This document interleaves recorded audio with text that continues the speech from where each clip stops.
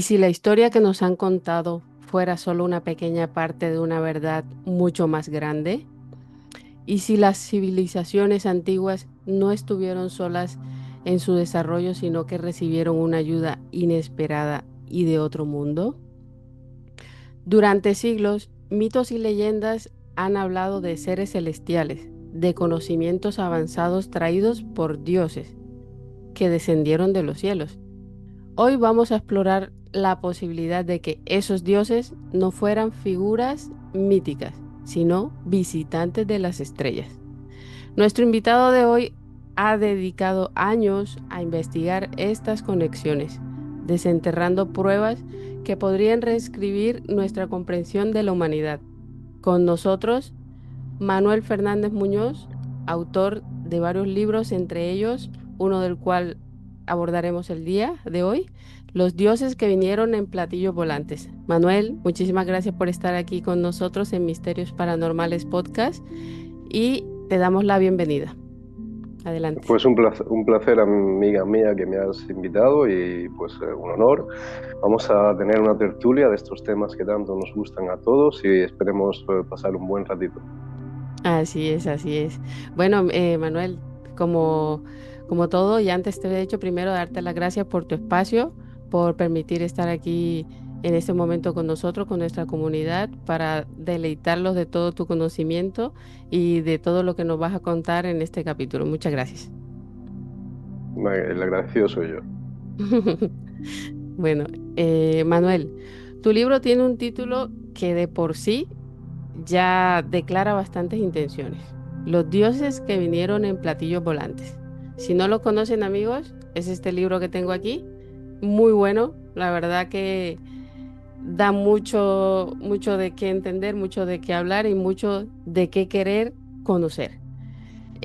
Para aquellos que no han tenido el placer de leerlo, ¿cuál sería la premisa central, la chispa que encendió realmente esta investigación tan profunda para ti, Manuel? Pues es sencillo. Yo a los 11 años tengo un avistamiento ovni bastante brusco y eso me va a cambiar el rumbo de mi vida. Yo te digo, era muy pequeño. Si quieres podemos abordarlo brevemente Sí, para claro, adelante. poner... Genial.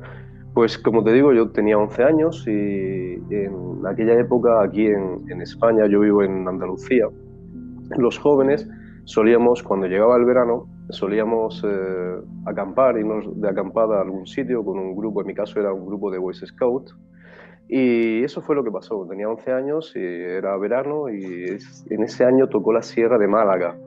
Y allí estábamos acampados junto al mar, muy cerquita del mar. Y yo recuerdo que una noche, no sé si al salir de la tienda de campaña o al entrar, eh, no, perdón, al salir de la tienda de campaña, no sé si antes de cenar o después de cenar, saliendo de la tienda de campaña, yo recuerdo que no sé por qué miré al firmamento. El firmamento estaba cuajado de estrellas, pero entre esas estrellas había algo que se movía, una esfera de luz absolutamente increíble que volaba a muy baja altura y, como te digo, estaba surcando muy lentamente el horizonte celeste. Nosotros, los scouts, habíamos sido formados en guiarnos por las constelaciones, así que yo tenía claro que aquello no era una estrella, no era el planeta Venus. Me dio tiempo, incluso pasó tan lentamente que me dio incluso a preguntarme mentalmente si, bueno, pues podía ser un avión, así que busqué las dos luces de posición que tienen los aviones, no las tenía. Como volaba a tan baja altura, pensé que podía ser un helicóptero, no oí el sonido de los rotores, un satélite imposible que fuese porque, como te digo, volaba muy bajo y era demasiado grande. Yo recuerdo que a mano izquierda encontré a uno de mis compañeros y lo cogí y le dije, mira, mira lo que está pasando por el cielo. Y el chico no sé por qué razón no quiso mirar al cielo. Y tampoco yo le insistí demasiado. Fui un poquito más atrás, que había otro compañero, e igualmente le dije, pero chicos, ¿queréis mirar al cielo, a ver lo que está pasando por allí? Y no me hizo el menor caso. Y me fui al monitor del campamento, esto sí lo recuerdo claramente, que estaba enfrente de la fogata, estaba haciendo algo, quizás estaba haciendo algo con nudos, no sé, estaba hablando con otra persona. Y yo, un chico de 11 años, cojo a ese hombre, porque tendría ya 30 y algo, lo cojo de la solapa, lo zarandeo y le digo, ¿quieres, por favor, mirar al cielo, mirar lo que está pasando allá arriba? Y tampoco me hizo el menor caso, amiga. Y mira, no quiero, porque en algunas ocasiones cuando cuento esto, la gente después me pregunta, no, es que la gente estaba, esas personas a las que tú te acercaste, ¿estaban congeladas en el tiempo? No, no estaban congeladas en el tiempo. Es que por alguna razón que yo no puedo comprender, no quisieron mirar hacia arriba. Así que yo, después de ver que este hombre y que mis otros dos compañeros no tenían el menor interés en lo que yo le estaba diciendo, me fui, me alejé unos pasos y contemplé cómo aquella cosa eh, desaparecía detrás de una montaña. Yo no sé a día de hoy si aterrizó detrás de esa montaña o incluso en el mar, no lo sé. Lo que yo tenía claro es que en aquella noche es que yo iba a salir a ver qué es lo que había aterrizado allí atrás y a darle respuesta. Justamente en el momento en el que aquella cosa desaparece, el hechizo que había dejado a mis compañeros y al monitor del gimnasio, iba a decir, al monitor del campamento, los había dejado, bueno, pues quizá absortos en lo suyo, desaparece, se rompe y se acercan a mí. Yo estoy llorando en medio del descampado, estoy llorando, mirando al cielo, y cuando ellos se acercan a mí me preguntan, pero oye Manuel, ¿qué te pasa? Y digo, ¿cómo? ¿Qué me pasa? Si os acabo de zarandear, estoy llamando para que veáis lo que estaba pasando por el cielo, y le explico lo que he visto, y le explico al monitor del campamento que pienso ir allá. Yo tengo que descubrir qué es lo que hay, qué era esa esfera que ha descendido detrás de aquella montaña. Eso, como te puedes imaginar, claro, a él le puso los pelos de punta, porque que un niño se fuese del campamento y fuese a buscar una luz que había aterrizado detrás de la montaña o en el mar, pues claro, no lo siento demasiado bien. Así que a mí me puso desde ese momento en custodia con los chicos mayores, en la tienda de campaña de los chicos mayores, y con la orden taxativa y tajante de que no me dejaran en ningún momento solo en los días que nos quedaban de campamento. Decirte que en esos días después, en esas noches después, por allá por el cielo de Málaga nunca pasó nada más. No pasó un satélite, no pasó un avión, no pasó nada más. Aquella esfera, fuese lo que fuese, no era de este mundo. Y es a partir de ese momento, como te digo, yo tengo 11 años, en el que yo tengo una certeza. Primero es que no estamos solos en el universo, porque aquello no era de este mundo. Y después, claro, cuando tú tienes esa certeza o has respondido a esa primera pregunta, que además yo te la respondo en la cubierta del libro, te pongo los dioses que bajaron en platillos volantes, pero abajo, en un subtítulo, te pongo no estamos solos en el universo, porque esa es la primera respuesta que yo consigo. Pero como te digo, claro, yo consigo esa respuesta, pero después es que se abren muchísimas más preguntas. Si no estamos solos en el universo, ¿quiénes son los que nos están visitando? ¿Con qué intenciones lo hacen? Y también, ¿desde cuándo llevan con nosotros? Si es que no se han establecido aquí desde siempre. Y eso es lo que trato de hacer en este libro y en otro anterior que se llama Los Viajeros del Cosmos. Son dos libros que se complementan, y como te digo, pues intento en esos dos libros dar respuesta a estas tres preguntas que, bueno, ahí es nada, ¿eh? Bueno, pero te tenían bien custodiado para que no te le fueses a escapar. Sí, sí, desde luego, desde luego. Bueno, no, muy interesante, de verdad, increíble experiencia porque muchos quisiéramos tener por lo menos una experiencia así tan cercana, pero a muchos no nos toca o no nos ha tocado aún esa posibilidad de verlos así como tan cerca. Pero de Vale, que es posible, es posible. fíjate qué curioso. Eh, yo después, a partir de ese momento, mm, me puse a pensar, porque claro, cuando tienes una experiencia así tan vívida, no haces nada más que darle vueltas. Y aunque tienes 11 años, yo tengo ahora 47, pues ha pasado el tiempo, me ha dado tiempo a madurar aquella experiencia. Yo en ese momento me pregunté, y todavía me sigo preguntando, bueno, ¿por qué yo pude verlos? ¿Por qué yo pude ver aquello y mis compañeros y el monitor del campamento no pudieron o no quisieron verlo. Eso es por algo que a mí me afecta, es decir, yo tengo algo que ellos no tenían o sencillamente es que ellos por alguna razón no les interesaba mirar al cielo, o incluso podemos retorcer un poquito más la pregunta y decir, en algún momento los tripulantes de aquella esfera estaban eligiendo quién los iba a ver o no. Y claro, todas esas preguntas también son muy interesantes de planteárselas y de intentar responderlas. Claro, yo la verdad me hubiese inclinado más al que ellos eligieron que tú los pudieses ver y no los otros compañeros y el monitor, pero bueno, eso es algo que no podemos saber a ciencia cierta de responder, decir tal cosa, pero que es a lo que yo me inclinaría. Vamos. Yo te voy a ser sincero, como esa ha sido también una de las preguntas que yo me formulé y que he intentado responder, eh, yo he tenido cuatro experiencias de este tipo durante toda mi vida. Ninguna han sido buscadas. De hecho, cuando he buscado esas experiencias no las he tenido y cuando no me las tenía bastante olvidadas es cuando me he topado con ellas de frente, ¿no? Entonces, cuando he tenido la oportunidad de volver a tener un avistamiento, lo que he hecho ha sido mirar también a las personas que tenía a mi alrededor, porque estas experiencias casi nunca se dan en solitario, y si se dan en solitario, bueno, alguien te puede decir que es una alucinación. Yo, como te digo, te voy a contar la segunda experiencia que tuve. Ok. Fue en el año 2010, España ganó el Mundial, creo que fue en el año 2010, que España ganó el Mundial de Sudáfrica, y todos estaban por ahí en la calle cantando Waka Waka y un montón de cosas. Fue, fue un día, una noche fue bastante especial y fue también verano. Yo veraneo en la zona de Cádiz, en Santipetri, allí en una casita, dos plantas, en la planta de arriba pues tenemos una terraza y como yo soy una persona mayor, a mí no me apetecía salir a la calle a, a cantar y a bailar y tal. Así que mi mujer y yo nos subimos, cuando ganó el Mundial España, nos subimos allí a la terraza, pusimos un par de hamacas y sencillamente pues nos quedamos allí a contemplar la playa, a contemplar el cielo y a contemplar también, estábamos rodeados de gente que también se había subido a sus terrazas con sus hamacas y tal.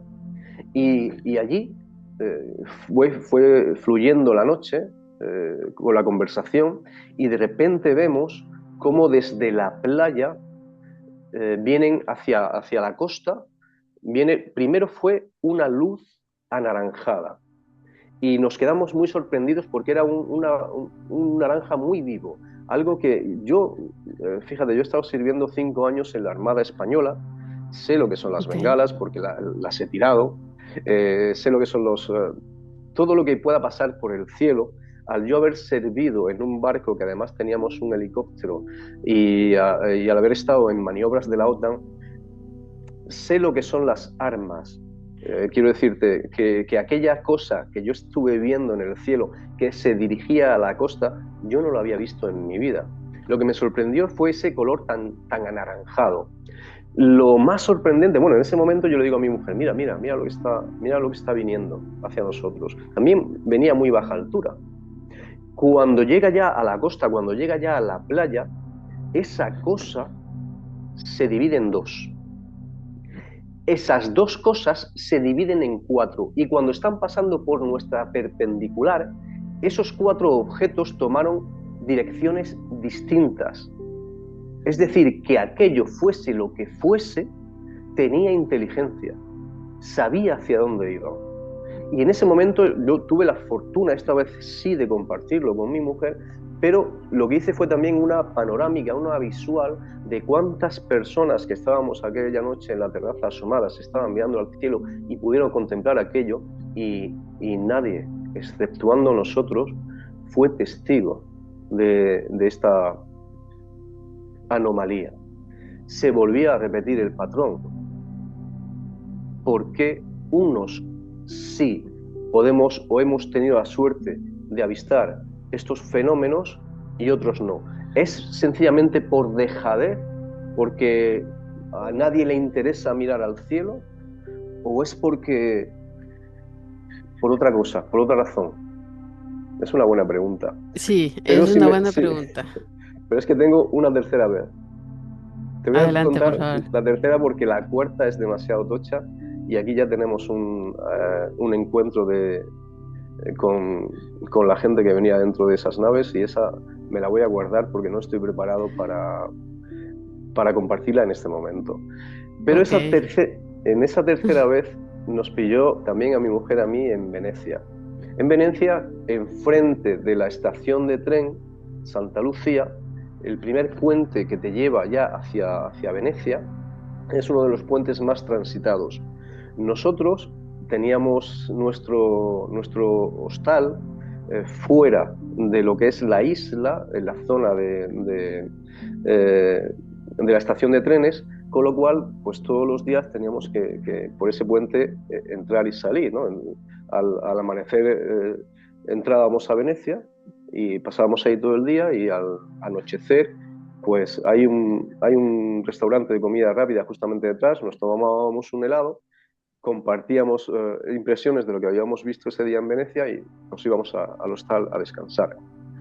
Pues una de esas noches, tomándonos un helado allí, sentados, no, perdón, recostados en la valla del puente, de la barandilla del puente, vemos cómo en el horizonte igualmente está cruzando el cielo, y hay una foto que te pongo en el libro de este Mm. evento, una esfera también cayendo muy, muy, muy lentamente, pero además esta nos sorprendió muchísimo porque tenía una cola.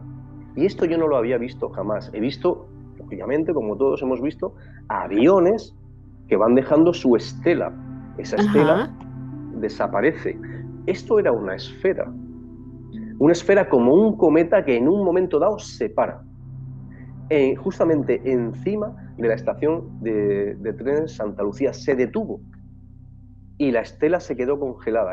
Esto sí, esta vez sí, fue como si se hubiera congelado el tiempo allá en el cielo.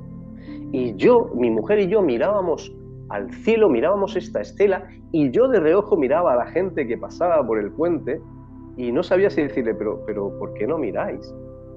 ¿Por qué no miráis lo que está pasando justamente allí enfrente vuestra?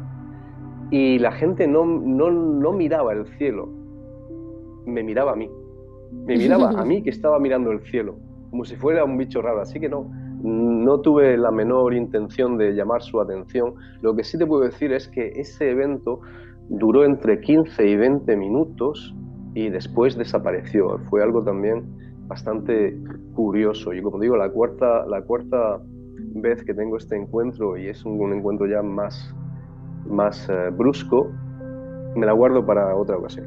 Nos vas a dejar picados. Sí, lo siento. Bueno, bueno, no, pero, perdón, increíble, la verdad, que hayas tenido estas oportunidades de ver estos avistamientos o tenerlos tan cerca y deleitarte, pues, de ver este fenómeno apareciendo ante tus ojos. Y lo bueno que, bueno, ya tu esposa también lo pudo compartir contigo, Mm. que no lo hayas visto solo, sino que hayas tenido más testigos de estos eventos. Sí, Pues mi qué bien. locura fue contagiosa. Se le pegó a ella. Qué bueno, qué bueno.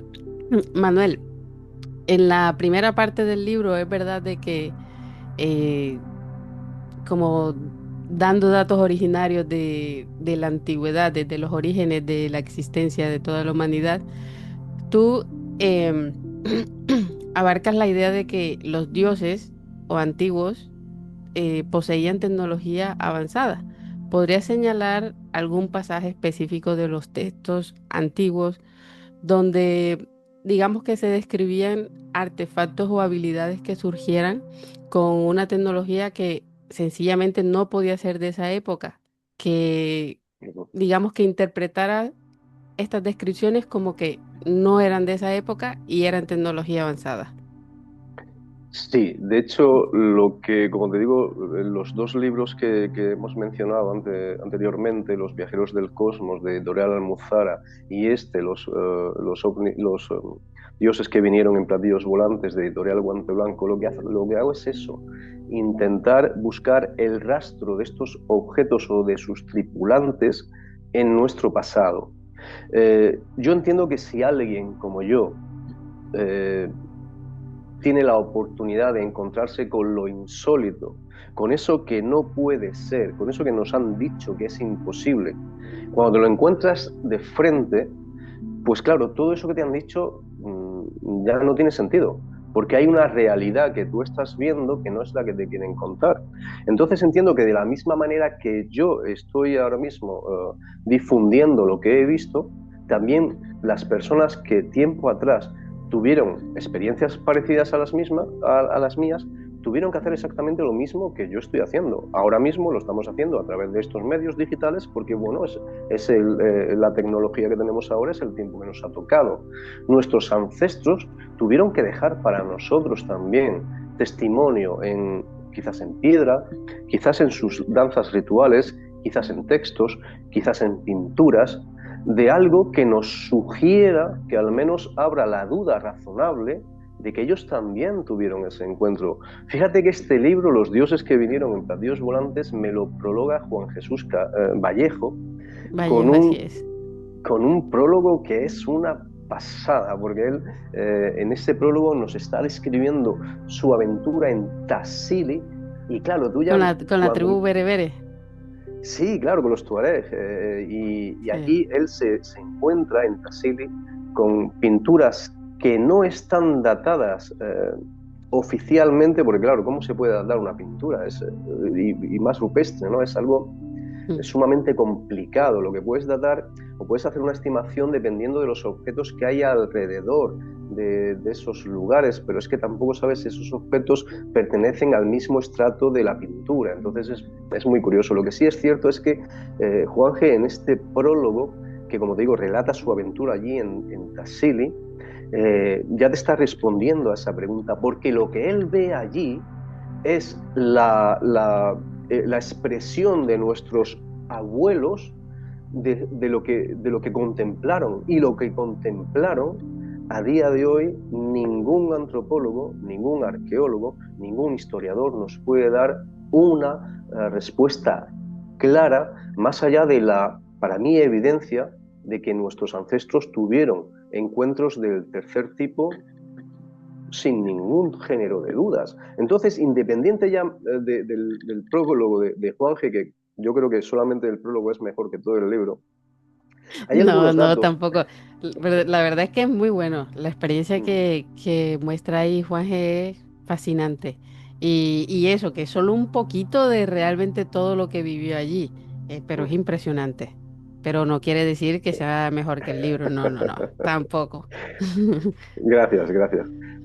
Ahí, fíjate, yo recojo en el libro muchas evidencias. Tenemos que, también aquí, si me lo permites, también para la gente que nos está escuchando, tenemos que hacer una separación cuando nosotros vamos a un juicio eh, y queremos que alguien, que un juez dicte sentencia a nuestro favor, podemos aportar dos clases de pruebas.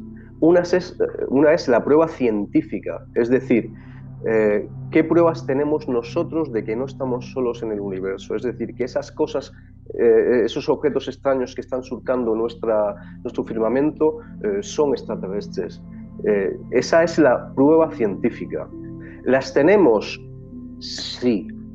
¿Nos la han mostrado? No, no las están guardando, las están custodiando. En el área 51 tienes un montón. El caso Roswell, allí tienes dos objetos recogidos. Estas serían las pruebas científicas. Objetos recogidos y custodiados por el gobierno de Estados Unidos, a los cuales no nos dejan, nos niegan la evidencia. De hecho, cuando estudiamos el caso Roswell, es toda una escala en manipulación, ese afán de ocultar la realidad. Y el caso Roswell no sucede solamente en Estados Unidos, es que hay casos Roswell, entre comillas, casi por todo el mundo, en Rusia, en Sudamérica, en Europa. Es decir, que esas evidencias científicas por alguna razón a los gobiernos de turno, no solamente a los actuales, también a los pasados y posiblemente a los venideros, no les interesa que la ciudadanía común, el común de los mortales, tengamos acceso a ellos. ¿Por qué? Ellos sabrán, no tengo la menor idea, no me quiero meter en unas mentes tan oscuras, pero que es nuestro derecho de tener esa información, ese acceso a la información, estoy totalmente convencido. Y que estos gobiernos son unos ladrones porque nos la están robando, también estoy totalmente convencido, y así lo expongo en el libro. Y después, como decía, esas son las evidencias científicas, las que nos han robado, con lo cual no podemos exponerlas. Pero después tienes las evidencias legales. ¿Y cuáles son las evidencias legales? Los testigos, las fotografías, los testimonios, cualquier cosa, cualquier registro que se haya podido documentar de estos avistamientos. ¿Y sabes qué? Que estos registros los tenemos desde la noche de los tiempos. Y son registros que solamente uno solo, ya en cualquier juicio, ya el juez tiene que fallar a tu favor, porque es incuestionable. Cuando no hay solamente un testigo, sino que hay 2, 3, 4, pero aquí estamos hablando de millones. Y montones, sí. Millones a lo largo de la historia de testigos. Juanje, ya te lo decía en el prólogo, yo también te muestro muchísimos. Y déjame, por ejemplo, leerte un texto que es del siglo III antes de Cristo, de un sacerdote babiloníaco, de Babilonia, babilónico, llamado Beroso, y él tiene una obra, en su obra babiloníaca, va a describir a unos seres bastante curiosos, unos seres de los que en ningún momento hemos oído hablar a los antropólogos ni a los académicos, y que sin embargo para este sacerdote fueron parte de su cotidianeidad. Entonces, Okay. si me permites, vamos a abrir comillas y vamos a leer el texto tal cual él nos lo está describiendo, y después ya me dices qué piensas, ¿vale? Adelante. Venga, abrimos comillas. En aquellos tiempos había una gran cantidad de personas en Caldea de distintas naciones que vivían sin orden ni concierto, como las bestias del campo. En el primer año de la parte del Golfo Pérsico que bordea Babilonia, surgió un animal dotado de razón llamado Oanes. Su cuerpo era como el de un pez.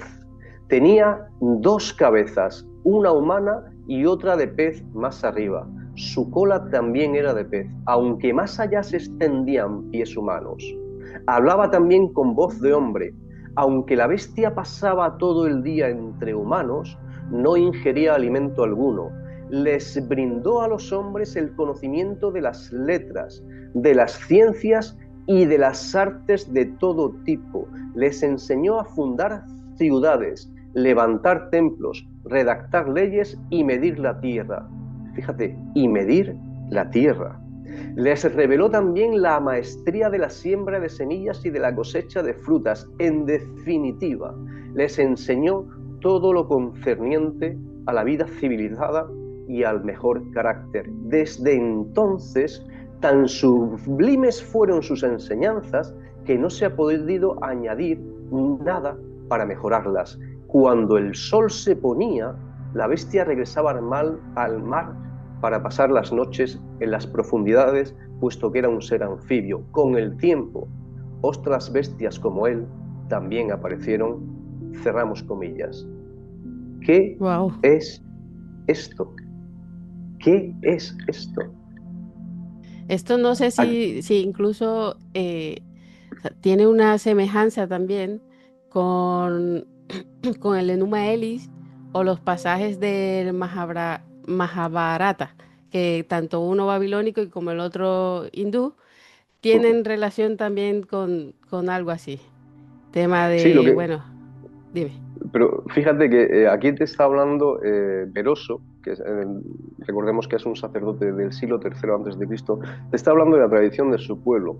Lo más curioso es que estos mismos seres nos lo han descrito el siglo pasado, nos lo describe una tribu africana, la tribu de los Dogones, cuando un antropólogo, también un religioso, llega allí y se encuentra con esta tribu les dice, le revela a este occidental que sus dioses tienen exactamente la misma forma que Oanes, es decir, que son dioses anfibios, que son mitad pez y mitad humano, y además que esos dioses suyos vienen de Sirio, y Ok, ellos saben que Sirio es una estrella doble.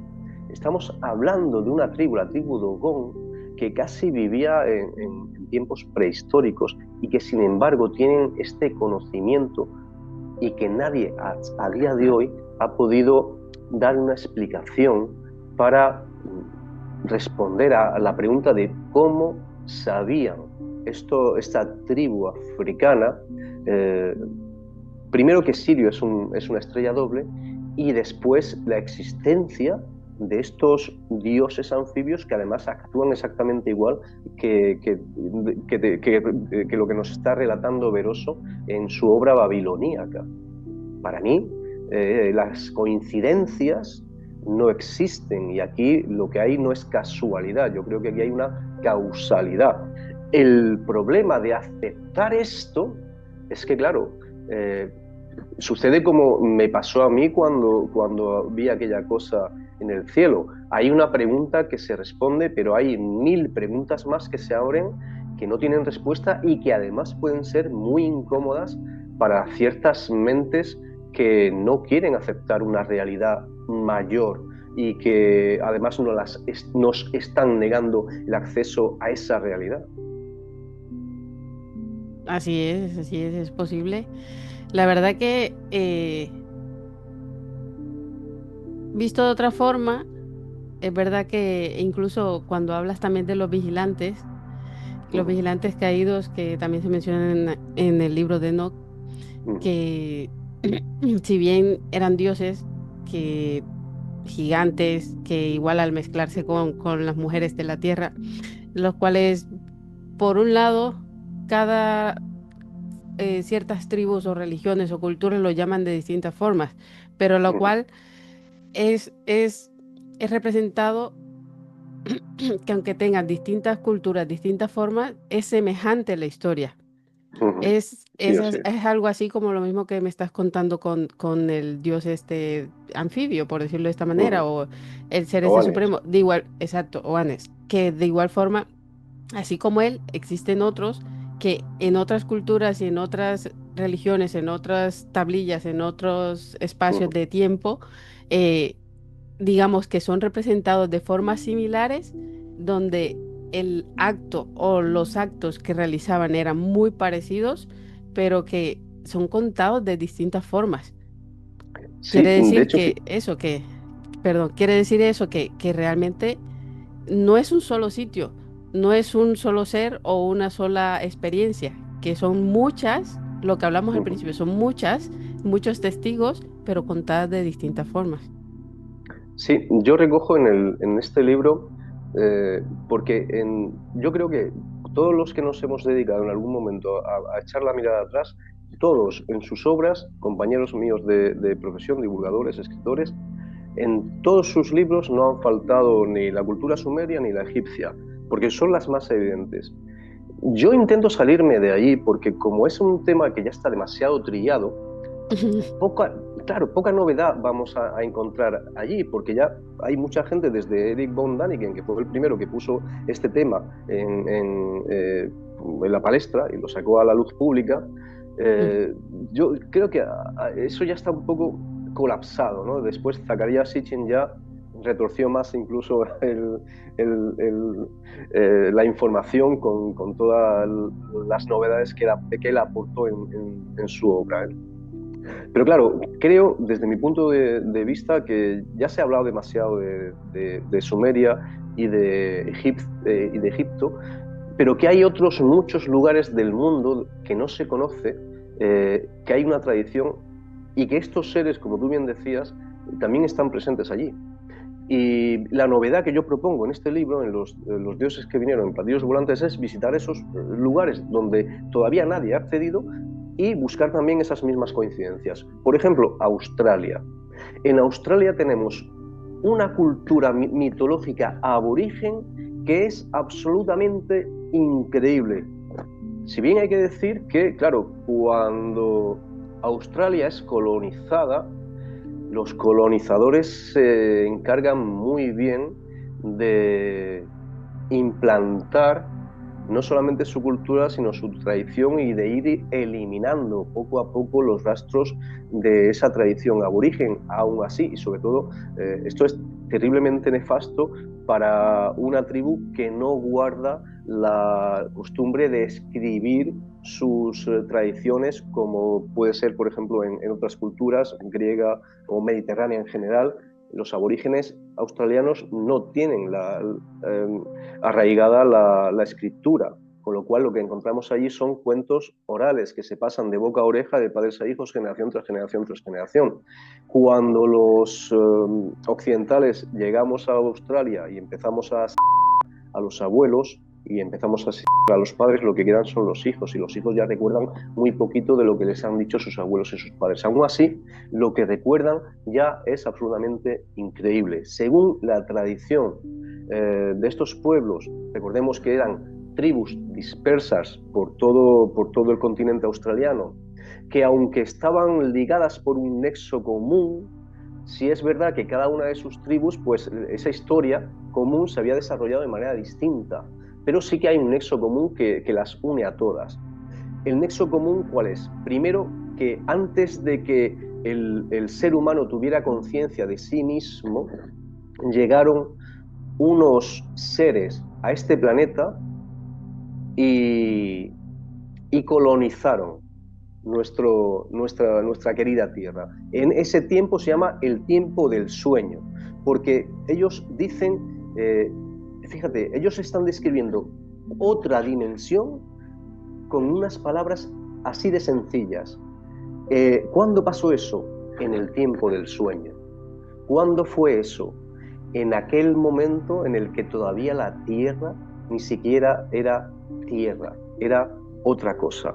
Ellos te están describiendo otra dimensión, te están describiendo quizás la dimensión de los sueños, te están describiendo algo sumamente mágico, y con ese lenguaje tan romántico, ellos afirman que en este momento, en este tiempo del sueño, del cielo bajó una canoa que, según, ya te digo, las tribus a las que consultes, o venían 3 personas en ella o solamente una.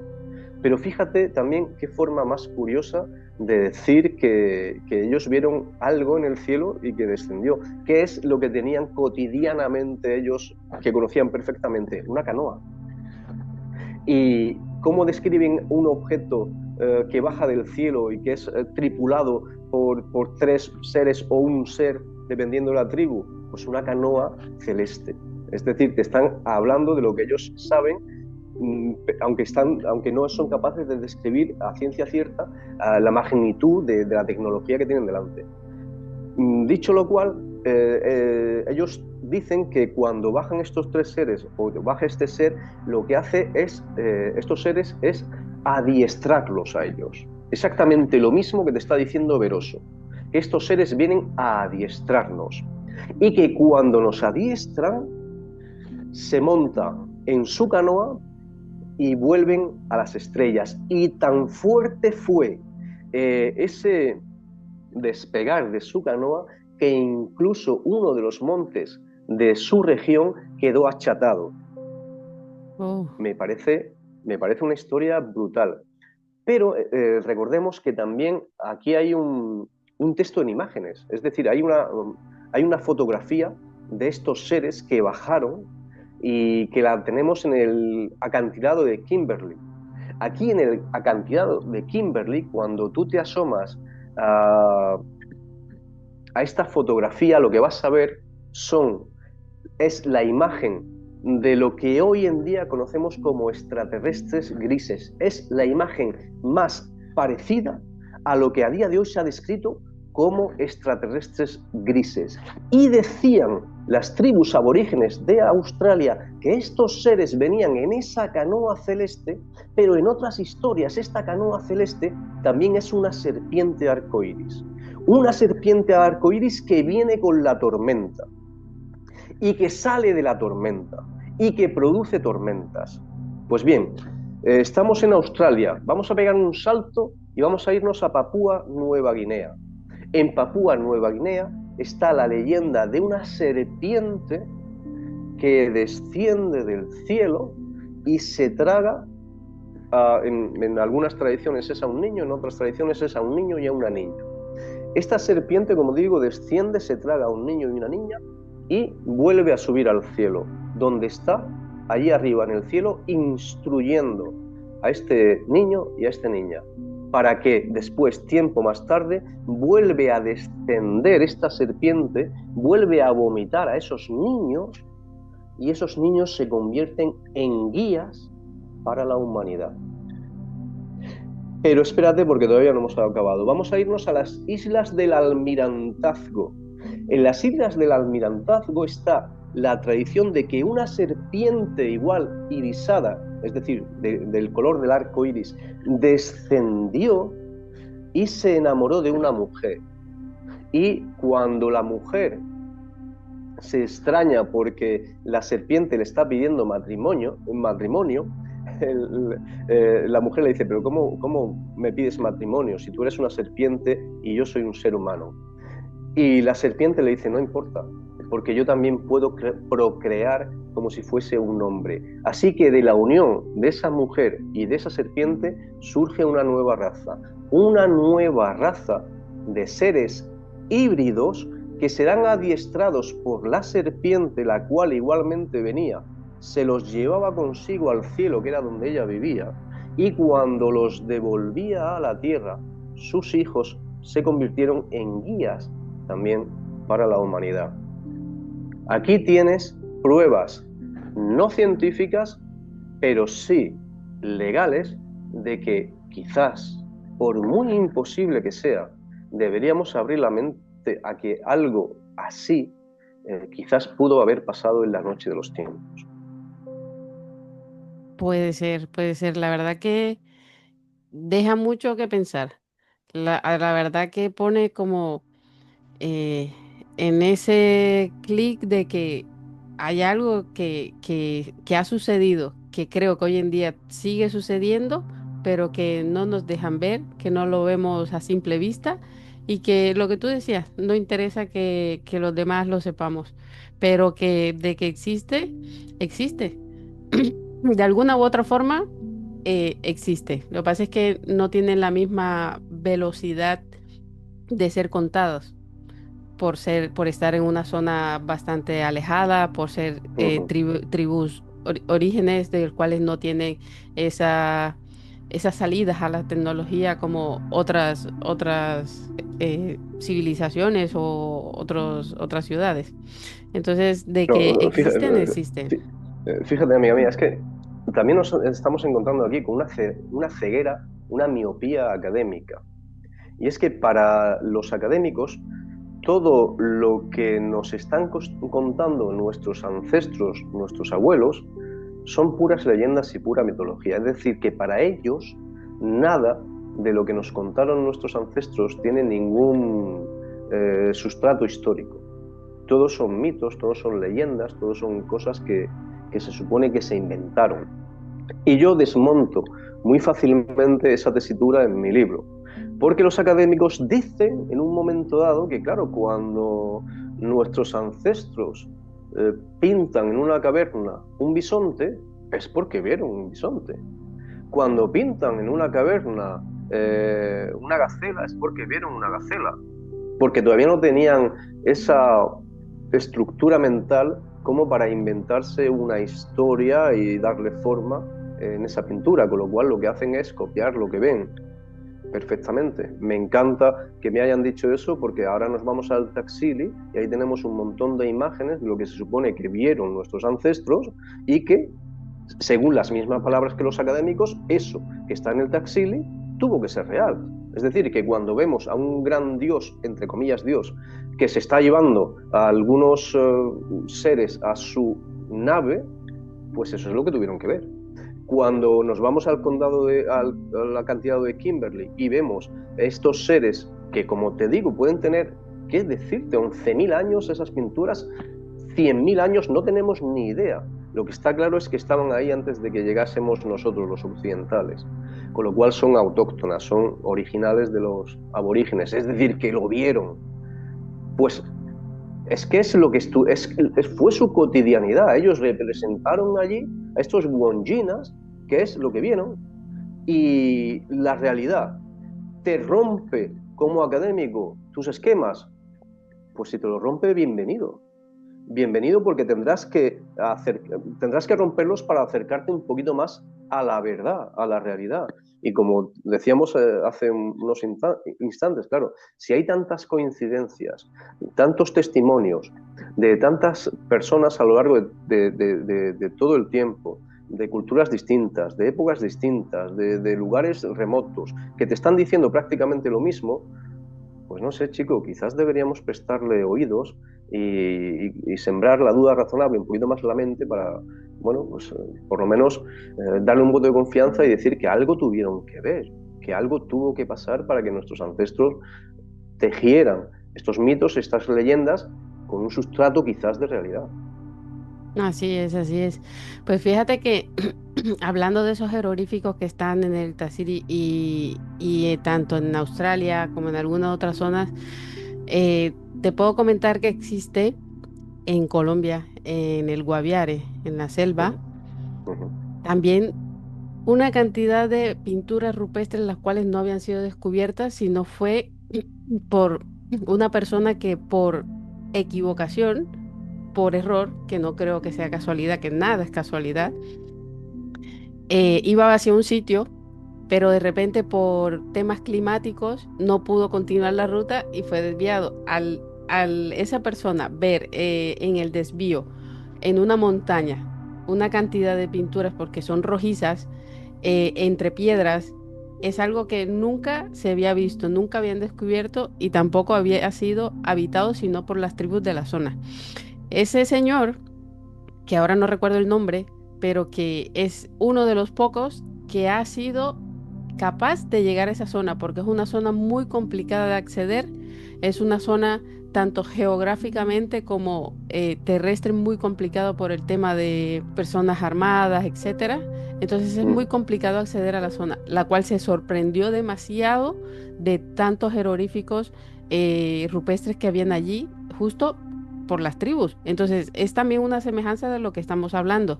Esta zona, la verdad es que ha sido solo, digamos que descubierto hasta un 5 hasta un 5 o 10% máximo, comentan, y solo en la zona norte de toda la cantidad de kilómetros que hay de estas pinturas rupestres. Ahora imagínate cuánta información hay de cuántas décadas plasmadas en esas pinturas. Es lo que estamos hablando, hay muchas cosas que desconocemos, pero que no quiere decir que no existan. Yo tuve la fortuna de vivir un año en Bogotá, y desde Bogotá hacía fue mi centro base para conocer Colombia, y sobre todo para conocer algunas de las tribus aborígenes que, sobre todo en el Putumayo, todavía a día de hoy siguen estando intactas, vigentes, y conocí a un taita para las personas que bueno, que no están familiarizadas con estas tribus. Taita, la palabra taita es una especie de chamán, entre comillas, aunque a ellos no les gusta que le llames chamán, porque taita es más como padre, un padre espiritual.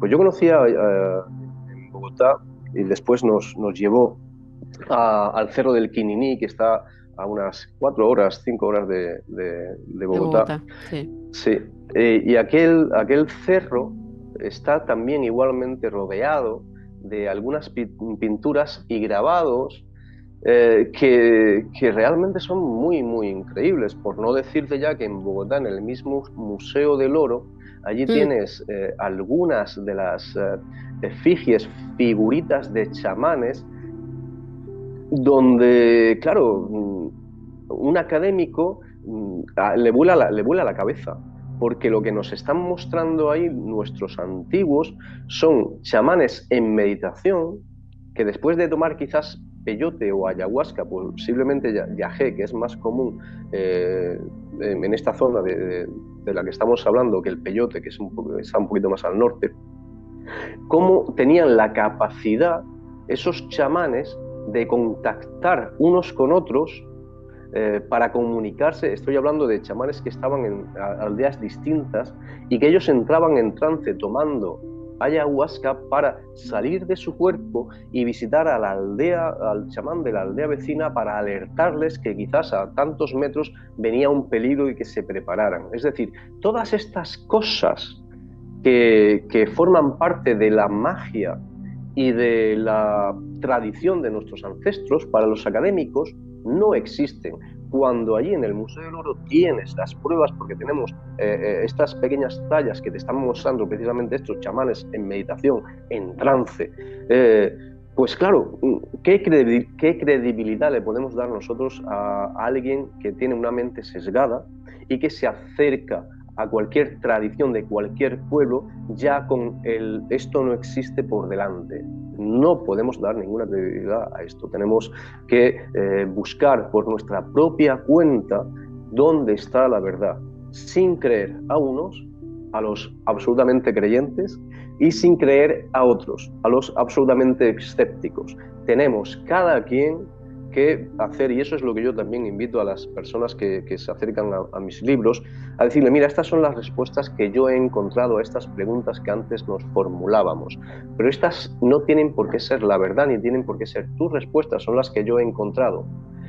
Lo necesario, lo que a ti te va a enriquecer como ser humano es que tú busques tus propias respuestas, que tú busques tus propias evidencias y que a partir de ahí tú ya te vayas creando tu propia realidad. Porque como te digo, este mundo está muy polarizado entre los absolutamente creyentes que te van a dar por bueno todo, absolutamente todo, y todo no es bueno, y los absolutamente escépticos, que te lo van a negar todo y evidentemente tampoco se puede negar todo. Entonces ese camino de en medio es el que yo intento transitar en este libro y el que invito a todos nuestros oyentes a que también transiten, el camino de tu búsqueda de la verdad, porque como decía una serie que tú y yo creo que vamos a recordar, la verdad está ahí fuera. total, total. Yo podría añadir que la verdad del uno no es la verdad del otro, porque tienen diferentes puntos de vista, diferentes ángulos donde ven distintas realidades, pero no quiere decir que tu verdad no sea verdad, ni que mi verdad sea verdad. Entonces simplemente son puntos de vista distintos, pero que investigando, viendo realmente, puedes hallar tu propia verdad. Eso es lo que aquí también invitamos a que siempre no es que tengan que creer lo que decimos, no, porque aquí la intención es informar, dar a conocer la experiencia de cada uno, el conocimiento que tiene y de que por años han estado investigando, estudiando o recién un tema que haya salido o lo que sea, pero está en cada quien creer, investigar o simplemente dar un paso para saber qué hacer o qué no hacer. Hay en Eh, este mundo, permíteme que haga también un inciso y un aviso a navegantes. En este mundo de la ufología, eh, todo lo que hay en el cielo, o todo lo que brilla en el cielo, no es ovnis ni son oro, pero hay mucha gente que se hace de oro vendiéndote que eso es lo que ellos quieren que tú creas, porque así van a vender más libros, tener más repercusión social, van a hacer más conferencias y tenemos que tener muchísimo cuidado.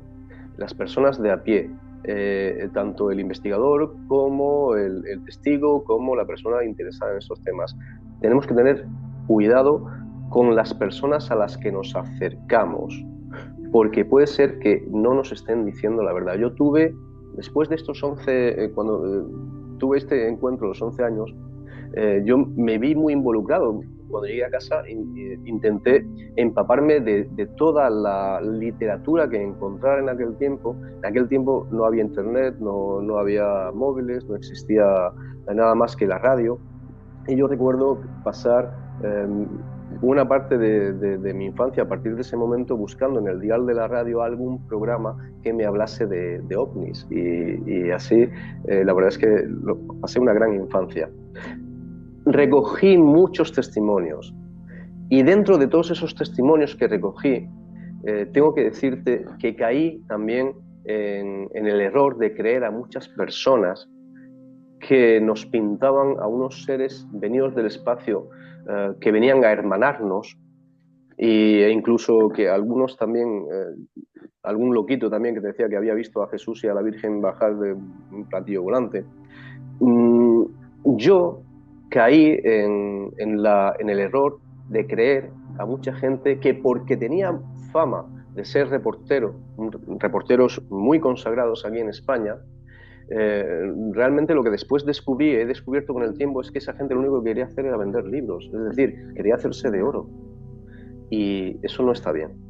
Yo sentí una gran tristeza y una gran apatía cuando descubrí que todas esas personas a las que yo estaba acudiendo y que tenía fe en ellas, me estaban mintiendo o estaban manipulando la verdad para que fuese lo que ellos querían que fuese. A día de hoy, muchas de esas personas hoy son colegas. Las veo. Estoy en congresos con ellos, pero no comparto con ellos ningún tipo de relación personal porque sé que no son honestas. Entonces, que porque alguien salga en televisión o tenga no sé cuántos libros escritos o porque te esté dando 20 conferencias, no tienes por qué creerlo. Tu obligación es buscar tu propia verdad. Porque como digo, a mí me causó ese varapalo, me rompió el corazón y estuve muchísimo tiempo alejado del mundo de la ufología porque pensé que todo era exactamente igual, que todos eran charlatanes. Hasta el año 2010, que vuelvo a tener ese encuentro en Santipetri con estas esferas, es que otra vez la mente se me abre, el corazón se me abre y vuelvo a querer indagar en todo este mundo, pero ya con los pies de plomo. Fíjate, por ejemplo, el caso de, lo hablábamos antes, el caso tan conocido de... Ay, que no me va a salir ahora este hombre que hemos dicho antes, de Eric von Daniken. Ah, Eric von ok. Daniken, Eric von Daniken quizás con un gran atino en los años 70-60, él empezó a poner todo esto empezó a escribir sobre los aliens ancestrales, empezó a poner muchas cosas sobre la mesa. Con el tiempo nos hemos dado cuenta de que casi todo eso que puso sobre la mesa no es cierto. Entonces a él hay que reconocerle que fue el primero y que abrió un melón, abrió una gran puerta por los que después todos los demás, muchos de nosotros hemos ido pasando, pero que a él también lo engañaron y que él también engañó. Así que cuidado. No digo que engañó con conciencia de hacerlo, pero que fue víctima, pero a la vez también él hizo que muchos erráramos. Tened cuidado. Así es, Manuel. Hay que tener cuidado. Manuel, una cosilla. En el libro hablas, perdón, Sí, la tumba del Fomor. Sí, y tú tuviste una experiencia allí. Me gustaría que la sí. contases, por favor. Sí, porque ahí también en este libro yo lo que intento aclarar es que una cosa son que en muchas veces a partir de que Jacques Vallée escribió su Pasaporte a Magonia, él en este libro, que es un tesoro, eh, pero en este libro propone que los visitantes de otras estrellas y las entidades interdimensionales son lo mismo. Y yo creo que él se equivoca drásticamente. Y se equivoca drásticamente porque, y además me parece muy evidente, porque no creo, y volvemos otra vez al caso Roswell, que eso que aterrizó en Roswell fuese un visitante de otra dimensión. Yo creo que para mí eso fue una nave extraterrestre y lo que había dentro de ese platillo volante era un ser, dos, tres seres extraterrestres, no interdimensionales. Porque seres interdimensionales son otra cosa. Y es por a la pregunta que tú me decías de la tumba del Fomor. ¿Qué es la tumba del Fomor? Los Fomores en Irlanda, yo estuve también viviendo en Irlanda, en Dublín, así Ok, que pude acercarme y empaparme, mejor dicho, de la tradición celta.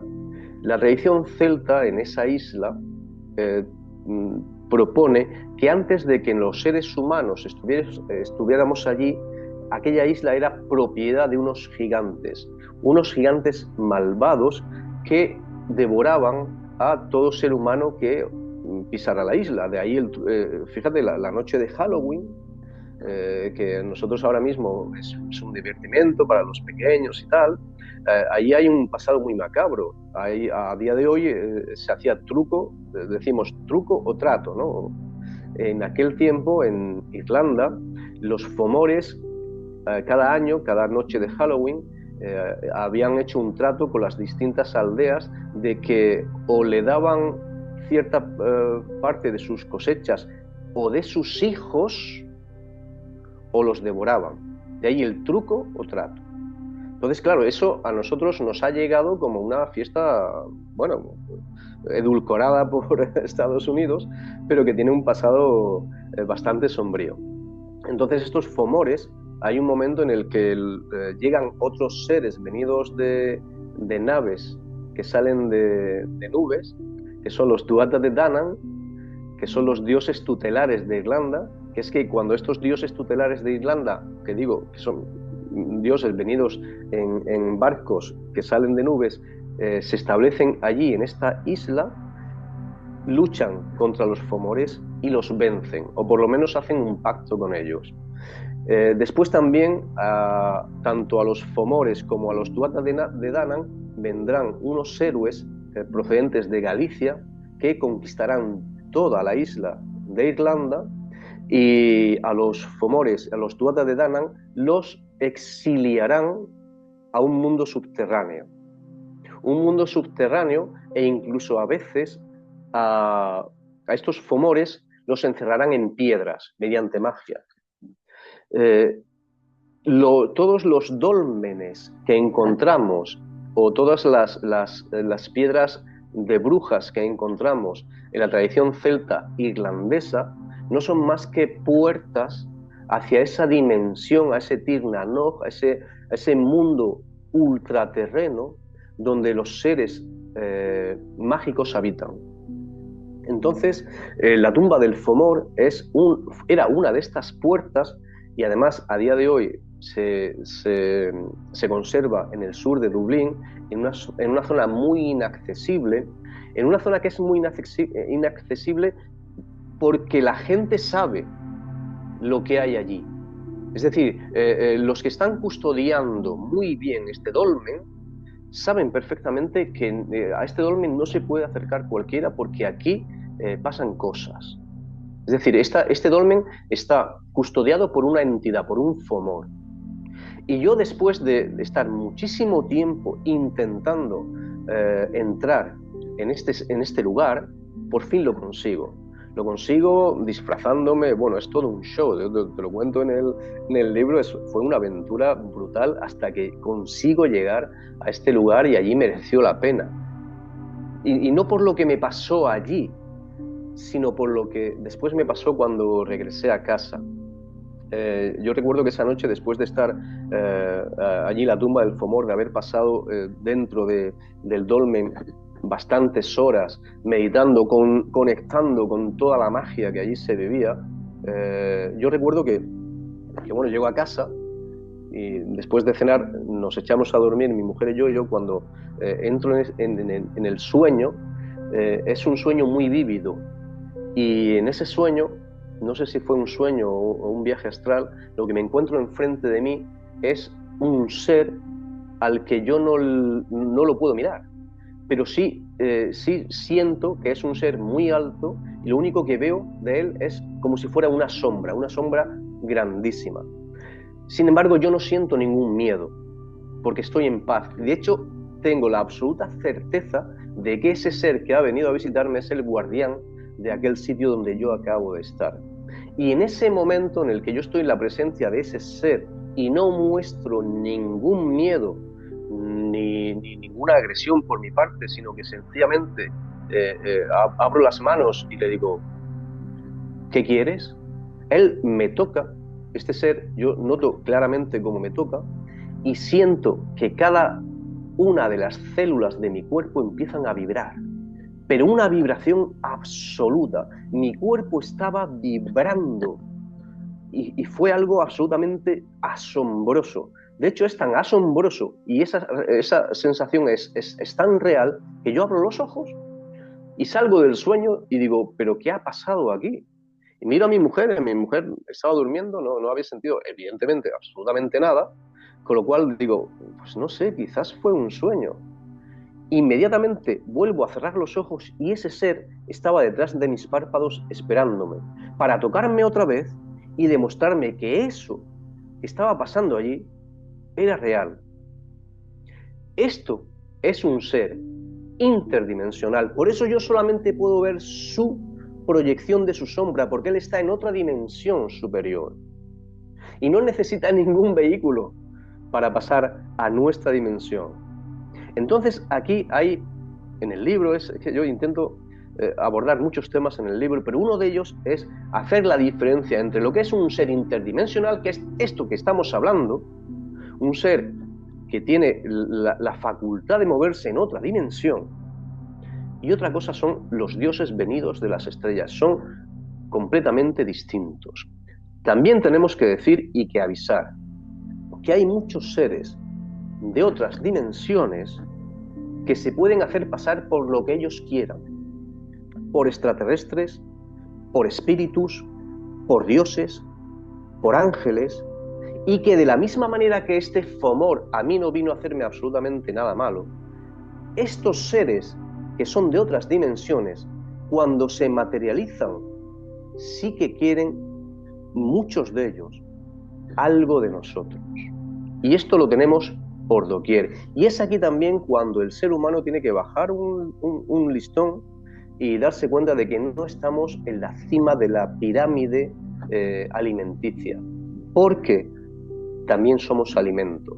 Nosotros desprendemos energía y esa energía es un alimento para estos seres que se proyectan y que se hacen pasar por dioses, por vírgenes, por santos y por sea lo que sea, para que tú les reces a ellos, les des tu energía a ellos.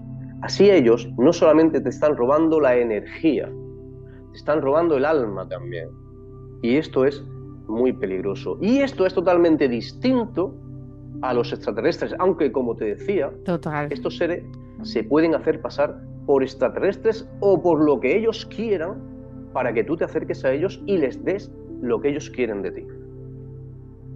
Sí, sí, es verdad que se alimentan de nuestra energía y es verdad que a veces toman aspectos de apariencia conocidas para nosotros para que nos den, digamos que esa serenidad o confianza para acercarnos a esos seres. Eso es muy, muy conocido, es verdad que sí. Pero qué bonita experiencia en la tumba Fíjate, del Fomor que tuviste. sí, Y más, vamos a más lo que, perdón, más de lo que te sucedió después. vamos a profundizar un poco más en estos seres, vamos a seguir la pista y ahora sí que nos vamos a ir a la antigua Sumeria. En la antigua Adelante. Sumeria sabemos que la antigua Sumeria se compone de ciudades-estado. Estas ciudades-estado tienen como centro neurálgico no el templo, no el palacio de un rey, sino el templo de una deidad. Para esas deidades te hacen creer a ti que te han hecho ellos y que tu misión en la vida de ser humano es que tú las alimentes a ellos. Es decir, que esa ciudad prospere o no prospere depende del grado de esclavitud y del alimento que tú a esa divinidad le vayas a proporcionar. Estas divinidades, como te digo, lo tenemos en la cultura mesopotámica, ellas se hacen llamar dioses, no lo son. Estamos hablando de estos seres que llevan pululando por nuestro planeta durante muchísimo tiempo, que quizás compartimos el mismo planeta y que se alimentan de nuestra energía y que para ellos somos esclavos. Estos seres, cuando se mudan de Babilonia, no se van de otro planeta, no se van a otro planeta, no, siguen con nosotros. A día de hoy hay muchas ciudades que son consagradas a algún ángel, a alguna virgen. Lo curioso es que cuando empiezas a indagar quiénes son estas entidades que se suponen que están protegiendo estas ciudades, son exactamente lo mismo que estas entidades mesopotámicas y hacen exactamente lo mismo. Casi todas las apariciones marianas que a día de hoy tenemos, nos encontramos con una entidad que se está haciendo pasar por lo que no es y que te está diciendo: hazme un santuario a mí. Fíjate qué curioso. No te está diciendo: haz un santuario a Dios, yo me presento aquí para que tú hagas aquí un santuario a Dios. No. Te está diciendo: hazme un santuario a mí. Y a través de mí ya si quieres hablar con Dios, pero a mí. ¿Sabes quién nos advierte de esto? Pues nos advirtió Jesús. Nos advirtió Jesús en su tentación en el desierto, cuando Él se enfrenta con esa entidad que llamamos Satanás, pero que es el jefe de todas estas entidades que están a su servicio. Cuando este diablo le dice: póstrate ante mí y yo te daré todos los reinos de la tierra. Y Jesús le dice: no, porque escrito está, solo a Dios te has de postrar. Entonces, claro, cuando tú te vas a todas estas apariciones marianas, a todos estos encuentros ovnis donde hay un sacerdote, entre comillas, un contactado que te dice que trae un mensaje para ti de los hermanos de las estrellas, y que estos hermanos de las estrellas también te traen incluso una nueva espiritualidad. Estamos hablando de lo mismo. Estamos hablando de seres que lo que quieren es robarte la energía. Y esto te puede sonar a ciencia ficción, pero es una realidad como un templo. ¿Que no te lo quieres creer? Me parece perfecto. Es que aquí ya no se trata de Dios. Esas entidades se están presentando y están diciendo: a través de mí, adórame a mí, rézame a mí, para acercarte a Dios. Claro, tú a Dios no te acercas, lo que estás haciendo es darle tu energía, darle tu vibración, darle parte de tu alma a esos seres. Tú le estás abriendo puertas a tu alma. Claro, si tú le abres puertas a tu alma a esos seres, se las estás cerrando a Dios. Con lo cual ahí hay una lucha increíble entre Dios y entre los demonios por nuestra alma. Mira, yo tengo hace algún tiempo, esto es una experiencia bastante brusca, pero que te va a ejemplificar muy bien de lo que estamos hablando. Yo hace algún tiempo estuve muy metido dentro del budismo tibetano, y el budismo tibetano tiene una práctica que es la práctica, se llama Pova, que es una práctica de ayudarte a morir. Transición de la conciencia a un plano, a una tierra pura en el momento de la muerte. Todo esto se ve, dicho así, quizás se ve un poco romántico. En general, lo que te propone esta práctica del Pova, es que en la hora de tu muerte, un Buda, que tampoco voy a decir quién es, porque como sé que no es un Buda, que es otra cosa, no quiero nombrarlo. Okay. Pero ese Buda vendrá en el momento de la muerte a recogerte a los pies de la cama, a recoger tu alma para llevársela a una tierra pura. Una tierra pura es un cielo que ellos tienen, en el cual serás feliz con ella para toda la eternidad. Vale, yo me iba a someter a esta práctica porque me llamaba mucho la atención el budismo tibetano, ¿no? Como digo, estaba muy metido dentro del budismo tibetano, Y me parecía que, bueno, pues tener un pasaporte asegurado al cielo, pues estaría muy chulo, ¿no? A la hora de la muerte viene un Buda a recogerte, te lleva con él a un palacio, pues genial, ¿no? Curiosamente, cuando tenemos, un amigo y yo, tenemos la iniciación a esa práctica, a mí me surge un congreso. En ese mismo fin de semana, tenemos que ir a un sitio determinado, a mí me surge un congreso y yo le tengo que decir, mira, pues ve tú solo, porque yo tengo que asistir a este congreso. Además, era uno de los invitados. No podía negarme.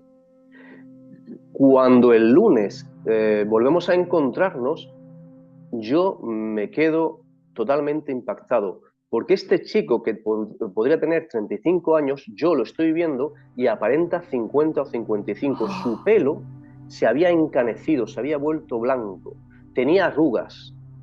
Y yo es que ni siquiera reacciono, es que ni siquiera lo reconozco. Y él sonriendo me dice, no pasa nada. Es que yo tenía que pagarle a esa entidad una cierta nivel de energía mía para hacer ese pacto con ella. Y en ese momento a mí se me heló la sangre, porque dije, vamos a ver, me estás diciendo que tú has hecho un pacto con una entidad, que le has tenido que dar un montón de tu energía vital, y has hecho un pacto para que esta entidad a la hora de la muerte venga a recogerte, y me estás diciendo que te va a llevar a un cielo, a una tierra pura con ella, en el que tú vas a ser feliz. ¿De verdad te lo estás creyendo? ¿Tú sabes lo que has hecho? No habrás vendido tu alma, ¿verdad? Claro, a mí se me heló la sangre, pero es que a este chico cuando se lo plantea así también se le heló la sangre. Y a mí, a día de hoy, yo estoy totalmente separado del budismo tibetano, no lo quiero ni a mi lado, ni en pintura, porque ahí se están moviendo estos seres como si fueran dioses, como si fueran budas, y en absoluto lo son. Y aquí volvemos a encontrarnos otra vez con que son seres de otras dimensiones, pero que nosotros, de toda la vida y con toda la razón, los hemos llamado diablos, demonios, que existen, que son reales y que hay que tener muchísimo cuidado con ellos. Wow, increíble, impactante la historia de tu amigo. La Uh-huh. verdad que, o sea, yo me imagino cómo te quedaste en shock al verlo, de su cambio tan abrumante. Lo que me dio miedo, o mejor dicho, lo que le di gracias a Dios con todo mi corazón, es de que por casualidad a mí me salió ese congreso a última hora. Y además es que fue algo absolutamente increíble, fue un milagro, porque la persona que a mí me invitó yo ni siquiera la conocía. Él Ok, contacta conmigo por un email que yo ya ni siquiera utilizaba y que por casualidad un día abro, encuentro en la invitación, encuentro que bueno, que las fechas, independientemente de que tuviera este encuentro con el del POA y tal, me cuadraban y que era muy interesante y acepto. Pero yo podía haber estado perfectamente en la piel de mi amigo y haber hecho exactamente ese mismo pacto y no sé qué habría sido de mí. No sé qué claro, habría sido de pero mí. yo, yo digo, Manuel, como dije al principio, para mí las casualidades no existen y eso era que Uh -huh. definitivamente no te tocaba ir y que a través de la experiencia de tu amigo, aunque lastimosamente le tocó a él vivirla, Uh y digo -huh. lastimosamente porque para mí eso no es bueno. No, Entonces, no, lo, eh, o sea, te libraste de vivir uh -huh. eso. Exactamente. Realmente creo que es eso, que no te tocaba y tu destino en tu línea no estaba por ningún motivo vivirlo. ¿Quieres decir tus redes sociales? ¿Dónde te pueden encontrar? ¿Dónde te pueden escribir si las personas quieren ubicarte? Por favor. Bueno, yo no soy muy activo en las redes porque me da bastante pereza y no las entiendo, así que suelo estar de vez en cuando en Instagram, ahí me tenéis como @Manuel Fernández Escritor, y en Facebook Manuel Fernández Muñoz. Cuando me busquéis vais a ver que tengo la portada de alguno de mis libros en mi página de inicio, así que yo intento contestar a todas las personas. Sí os digo que por favor paciencia porque no soy muy habitual en las redes. Bueno, pero lo importante es que contestas y yo doy fe de eso. Sí, sí, por supuesto. Bueno, algunas últimas palabras que le quieras comentar a nuestro público respecto, bueno, al libro, del por qué los invitas a leerlo, de qué les puede intrigar, qué les puede enamorar, qué, qué pueden hallar en profundidad con el tema de los extraterrestres, de los orígenes. Pues adelante, por favor. Yo más que compren mi libro, que no me interesa en absoluto que lo compren, porque lo que me interesa es que ellos busquen su propia realidad. Lo que a mí me interesa como ser humano es que se alejen de toda oscuridad. Es decir, que no se conviertan en carne o en carnaza de esos otros seres que lo que están haciendo es intentar que creamos que somos esclavos. Que nos separemos de eso lo máximo posible y que vayamos hacia la luz. Eso es lo que a mí me interesa de cada uno de vosotros y de vosotras. Si queréis comprar mi libro, lo compráis. Si no lo queréis comprar, no lo compréis. No os va a aportar absolutamente nada nuevo a lo que ya os estoy diciendo. Así que lo que me interesa es que vosotros estéis a salvo y que no os dejéis engañar por las tretas de la oscuridad que reina en este mundo. Y que os acerquéis, por favor, a la luz. Y Él es la luz. Dios es la luz. Jesús es la luz. Bueno, muchas gracias, Manuel, pero a decir verdad que si las personas que nos están viendo, nuestra comunidad y los quienes nos escuchan en esta entrevista, en este capítulo, y si les ha gustado todo lo que hemos hablado, lo que tú has contado, seguramente les va a interesar adentrarse más en todo el tema, así como lo cuentas en el libro. No porque lo compre, sino por todo lo que tú cuentas, lo que tú das a conocer, las experiencias que nos das allí en ese libro, que de verdad son increíbles, son muy bonitas y es una de las razones por las cuales estamos dando a conocer. A través de este capítulo, pues todo lo que hemos podido abarcar en el día de hoy. Así que no es tanto que lo compre, sino que si ese amor por el misterio, por el conocimiento, por todo lo desconocido y querer aprender, pues van a encontrar mucha información en este libro. Así que, bueno, amigos, esto ha sido todo por hoy. La verdad que le damos gracias nuevamente a Manuel por su espacio y por haber compartido esta charla tan especial, muy agradable, la verdad me ha encantado. Y bueno, invitarles a que si les ha gustado este capítulo, les ha gustado la charla con Manuel, no olviden dejar su like, suscribirse, sobre todo algún comentario que con eso nos ayuda a crecer y así nos dan su opinión respecto a todo lo que hemos comentado en el día de hoy. Muchas gracias. No olviden que soy su amiga Vane, que hemos estado hoy con Manuel y nos vemos en la próxima. Adiós.